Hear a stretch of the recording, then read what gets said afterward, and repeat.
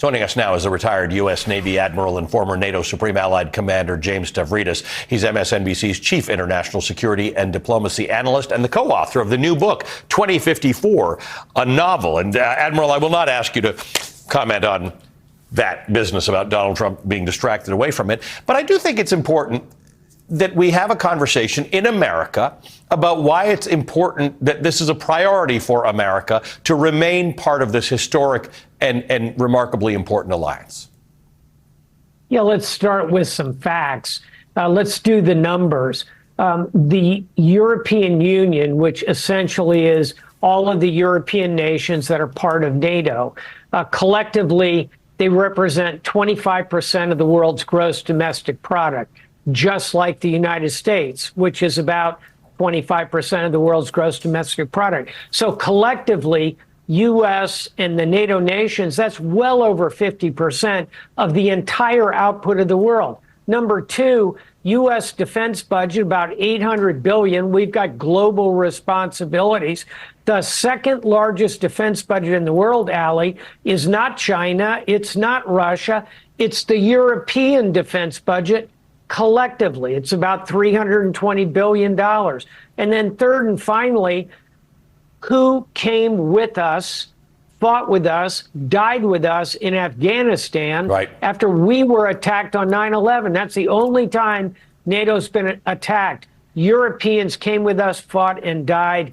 This is a powerful collective alliance economically, militarily, and bottom line, they share our values: democracy, liberty, freedom of the speech, freedom of education, freedom of assembly. We'll never find another pool of allies in the world than NATO. It's good value. And in fact, given the success at holding off the Russian army in Ukraine, I think there are a lot of people in world democratic countries that are looking at this alliance and wondering how they can attach themselves to NATO in some ways. And there are. I mean, in Ukraine, it's not just been NATO. It's been NATO plus other countries. So smart thinkers in the world and strategists would think that you want something that's NATO plus, which we do have. In the last 2 years, we've had NATO including 2 more countries, not NATO minus.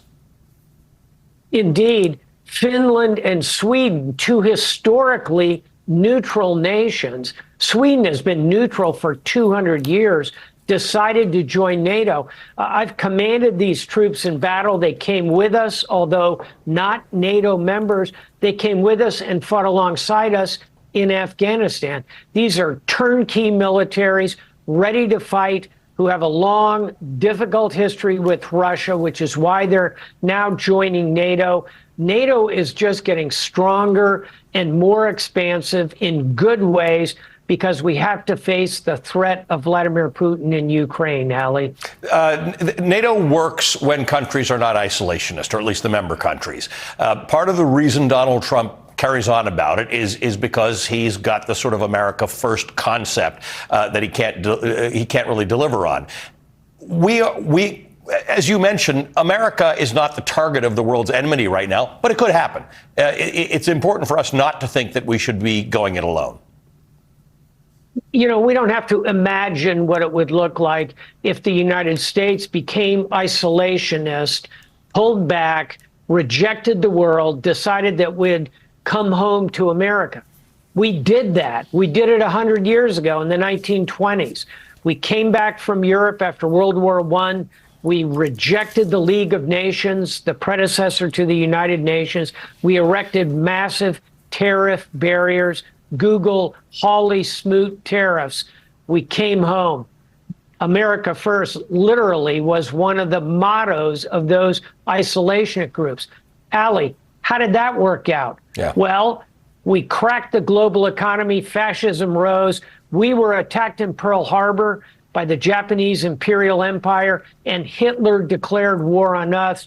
We ended up in the middle of a massive world war. Let's nip it in the bud by defeating Vladimir Putin in Ukraine. Admiral, good to see you as always. Thank you. And we always appreciate the context, the historical context that you bring. Admiral James Stavridis is a retired United States Navy admiral and the former Supreme Allied Commander of NATO.